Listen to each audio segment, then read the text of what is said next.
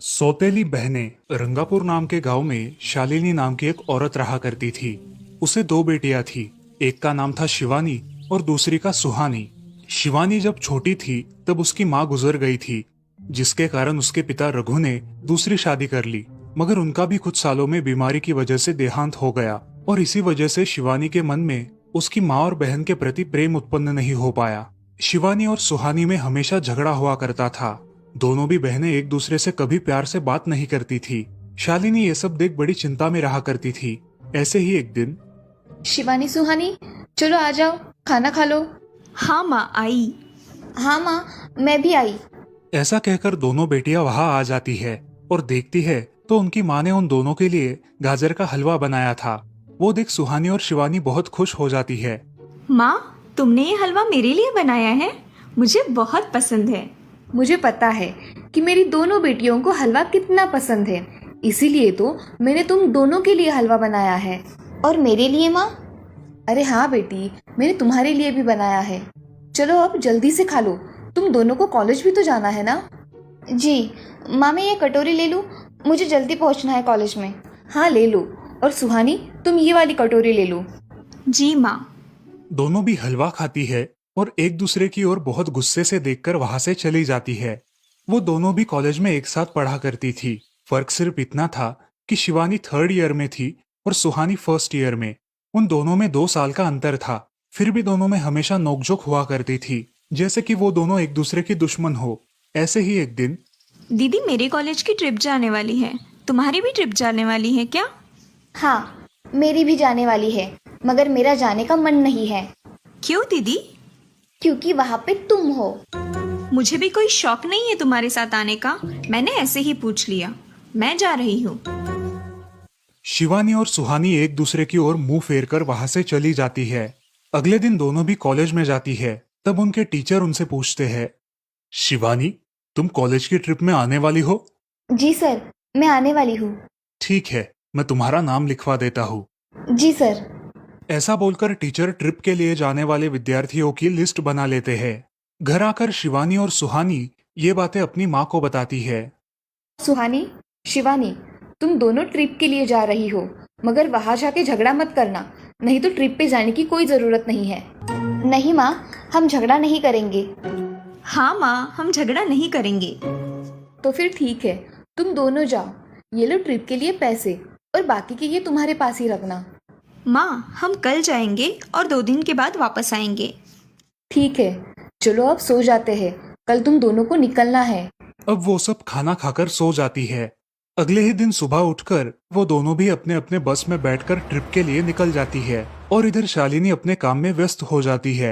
ऐसे ही कुछ देर बाद शालिनी को शिवानी का फोन आता है। माँ, हम दोनों यहाँ ट्रिप की जगह पहुँच गए हैं। अच्छा बेटी, तुम दोनों ठीक हो ना?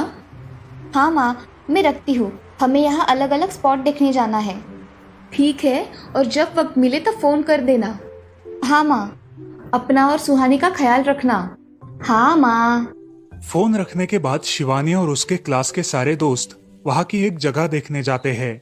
सुहानी भी उसके क्लास के साथ एक दूसरी जगह देखने निकल जाती है। सारे बच्चे एक साथ घूमकर वापस आते हैं। शिवानी सुहानी को ढूंढती है, मगर सुहानी उसे कहीं दिखाई नहीं देती।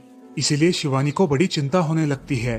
अरे, ये सुहानी कहाँ रह गई? इसका तो कुछ भी पता नहीं, कहाँ ढूंढूं इसे?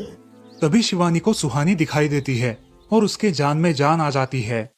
सुहानी, कहाँ गई थी तुम? मुझे कितनी चिंता लग गई थी तुम्हारी। अरे, मैं यहाँ ही थी मेरी सहेलियों के साथ। मुझे कुछ नहीं हुआ। ऐसा बोलकर सुहानी वहाँ से चली जाती है। दूसरे दिन सब लड़के लड़कियाँ जल्दी उठकर अपनी तैयारी कर लेते हैं और पहाड़ पर जाने के लिए निकलते हैं। वो सब आज थोड़ा घूमकर शाम तक निकलने वाले थे। सब विद्यार्थी एक हिल स्टेशन देखने चले जाते हैं। शाम होने तक उस पहाड़ी का मजा उठाते हैं, लेकिन सुहानी बिना किसी को बताए उस पहाड़ी के एक अनजान हिस्से में चली जाती है। वहाँ का मनमोहक दृश्य देखते देखते गलती से उसका पैर फिसल जाता है और वो वहाँ से नीचे गिर जाती है। शाम हो जाने के कारण सभी विद्यार्थी वहाँ से निकलने लगते हैं और यहाँ सुहानी एक पेड़ के सहारे उस पहाड़ी की चोटी पर लटकी रहती है। शिवानी सभी विद्यार्थियों में अपनी बहन को ढूंढती है, लेकिन वो उसे कहीं नहीं मिलती। सुहानी को ढूंढते ढूंढते शिवानी वापस उसी पहाड़ी के पास आती है और उसे आवाज लगाती है। सुहानी, सुहानी कहाँ हो तुम? दीदी मैं यहाँ हूँ, बचाओ मुझे, मैं यहाँ हूँ। सुहानी की आवाज की ओर जाते ही उसे पता चलता है कि सुहानी पहाड़ी पर लटकी है। ये सब देखकर शिवानी बहुत घबरा जाती है। शिवानी अपनी पूरी ताकत लगाकर उसे ऊपर खींच लेती है। तुम यहाँ क्यों आई थी? अगर तुम्हें कुछ हो जाता तो मैं क्या करती? माँ को क्या जवाब देती? दीदी मेरा पैर फिसल कर मैं वहाँ गिर गई। मैंने बहुत आवाज दी मगर मेरी आवाज किसी ने नहीं सुनी। तुम ढूंढती हुई आई और मुझे बचा लिया। तुम दुनिया की बेस्ट दीदी हो।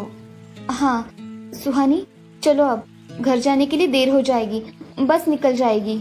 सुहानी को ऊपर खींचते वक्त शिवानी के हाथ पर बहुत सारे जख्म हो गए थे, इसीलिए सुहानी अपनी ओढ़नी फाड़कर उसके हाथ पे बांध देती है और अब वो दोनों बस के पास चले जाते हैं। क्या हुआ है शिवानी, हाथ से खून बह रहा है तुम्हारे? कुछ नहीं सर, मैं वहाँ पे गिर गई थी, अब मैं ठीक हूँ। टीचर और सारे छात्र गाड़ी में बैठकर घर जाने के लिए निकलते हैं। घर आने के बाद शिवानी सारी हकीकत अपनी माँ को बताती है और वो सब सुनकर माँ दोनों को गले लगाकर रोने लगती है। तुम दोनों एक दूसरे के साथ होते हो इसीलिए मुझे कोई टेंशन नहीं रहता, मगर मेरी बच्चियों खुद का भी ख्याल रखा करो। उस दिन के बाद दोनों सौतेली बहनों ने अपने बीच की सब नोकझोंक बंद कर दी और हंसी खुशी सगी बहनों की तरह रहने लगी।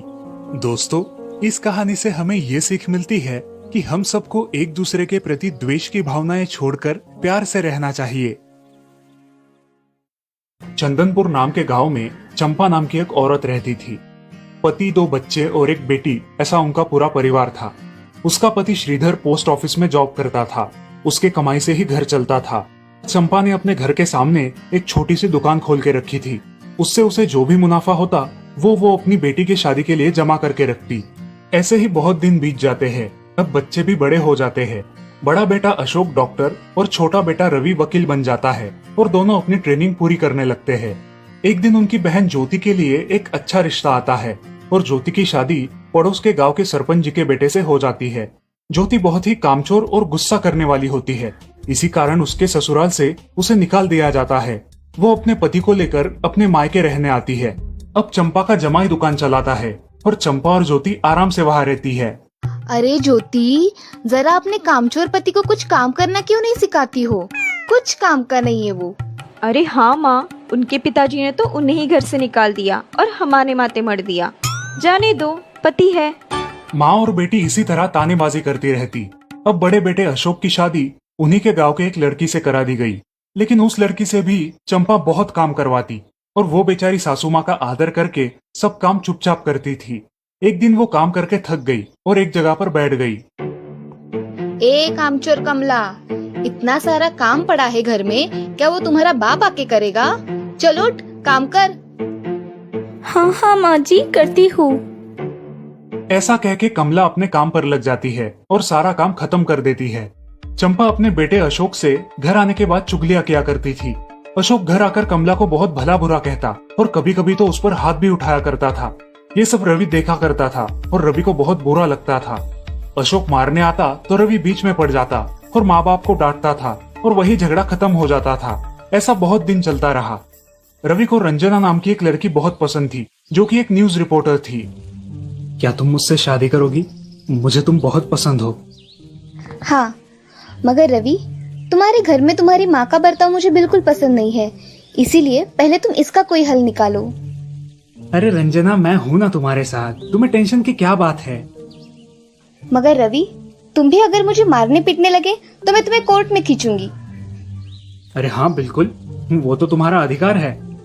अगले दिन रवि अपने घर में रंजना के बारे में बताता है। रवि की माँ चंपा उसे साफ मना कर देती है। रवि, तुम्हें कुछ समझ आता है या नहीं? अपनी बिरादरी की लड़की से शादी करो बेटा। इस घर में ये आखिरी शादी है और मेरे भी कुछ अरमान है बेटा। अजय, आप कुछ कहते क्यों नहीं? हाँ बेटा, तुम्हारी माँ सही कह रही है, तुम इसकी बात मान जाओ बेटा। नहीं पापा, मैं शादी करूंगा तो सिर्फ रंजना से, वरना मैं शादी नहीं करूंगा। सब चुप हो जाते हैं। अगले दिन रवि मंदिर से शादी करके घर आता है। सब अचरज से रवि की ओर देखते हैं और चुपचाप अपने कमरे में चले जाते हैं। कमला उन दोनों का स्वागत करती है और वो दोनों अपने कमरे में जाते हैं। कैसे लगा मेरा घर? अच्छा है, मगर सब मिलजुल के रहे तो और भी अच्छा होगा। रंजना, तुम्हें मेरी माँ को सबक सिखाना होगा, तभी घर के सारे सदस्य ठीक हो जाएंगे। ठीक है रवि, जैसा तुम चाहो। अगले दिन रंजना अपने घर के मंदिर में पूजा करने जाती है। तभी रुको, मेरे भगवान के मंदिर में तुम मत आओ, जाओ यहाँ से। ये कहकर सास रंजना को वहां से भगा देती है और घर के किसी भी काम को करने से मना कर देती है। तब क्या माँ जी, आज से मैं इस घर की बहू हूँ। इस घर पे मेरा भी उतना ही अधिकार है जितना कि आपका। क्या बोल क्या रही हो? निकल जाओ मेरे घर से। खबरदार अगर हाथ भी लगाया तो। पता है ना, मैं न्यूज रिपोर्टर हूँ। रातों रात खबर छाप दूंगी और कोर्ट के चक्कर लगेंगे वो अलग, समझिए आप। सास चुपचाप देखने लगी और उसकी बेटी और ससुर भी देखते ही रह गए। रंजना ने कमला से कहा, दीदी, मुझे आपसे काम है, आप मेरे कमरे में आइए। और हाँ, आज से खाना ज्योति दीदी आप बनाएंगी। अरे माँ, तुम कुछ बोल क्यों नहीं रही हो? ये मुझे काम करने को बोल रही है। अजय, सुनते हो? चलो मेरी मदद करो। हाँ आता हूँ। ज्योति किचन का काम करने चली गई और सास बाहर का काम करने लगी। रंजना कमला को लेकर अपने कमरे में गई और उससे कहा, कमला दीदी, आप कुछ कहते क्यों नहीं? आप चुपचाप सह लेती हो, उसका ये नतीजा है। अब देखो दीदी कैसे काम कर रही है। आप कुछ काम करती थी क्या शादी के पहले? नहीं रंजना, मगर अब घर से ही अपना खुद का कुछ व्यवसाय शुरू करने का सोच रही हूँ। बहुत अच्छे दीदी, अब आप किसी से मत डरिए, हम हैं आपके साथ। सच में किसी के साथ होने का कितना महत्व होता है। अब उसकी सासू माँ ही घर के सारे काम करने लगी थी और ज्योति को काम करवाने की वजह से ज्योति भी अपने ससुराल जाने की सोच रही थी। अजी, यहाँ तो काम वाली से भी ज्यादा बुरी हालत हमारी हो गई है। चलो हम हमारे घर चलते हैं, सब है हमारे यहाँ। अरे रे, आप कहाँ चली? अभी भी काम बाकी है। ज्योति का पति रंजना से धन्यवाद कहता है और ज्योति को लेकर अपने घर चला जाता है। अब सासू माँ एक दिन पूरा काम करके इतना थक जाती है कि उसके बदन में बहुत दर्द होने लगता है। तब दोनों बहू सास के पास चली आती है और एक बहू सास के पैर दबाती है तो दूसरी बहू सर दबाती है। सासू माँ उठकर रोने लगती है।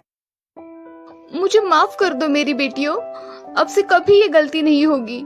सास को उसके किए पर पछतावा होता है और ये देखकर घर के सभी सदस्य बहुत खुश हो जाते हैं। रवि और रंजना भी बहुत खुश होते हैं। वाह बहू, जो आज तक नहीं हुआ वो तुमने करके दिखाया। बहू हो तो ऐसी। रंजना अपने बर्ताव के बदले माफी मांगती है और अब सब लोग खुशी खुशी रहने लगते हैं। तो दोस्तों, इस कहानी से हमें ये सीख मिलती है कि हम सब मिलके परिवार बनता है और हम सब परिवार का महत्वपूर्ण अंग होते हैं। परिवार के काम मिल बांट कर करना ये हमारी वैयक्तिक जिम्मेदारी है।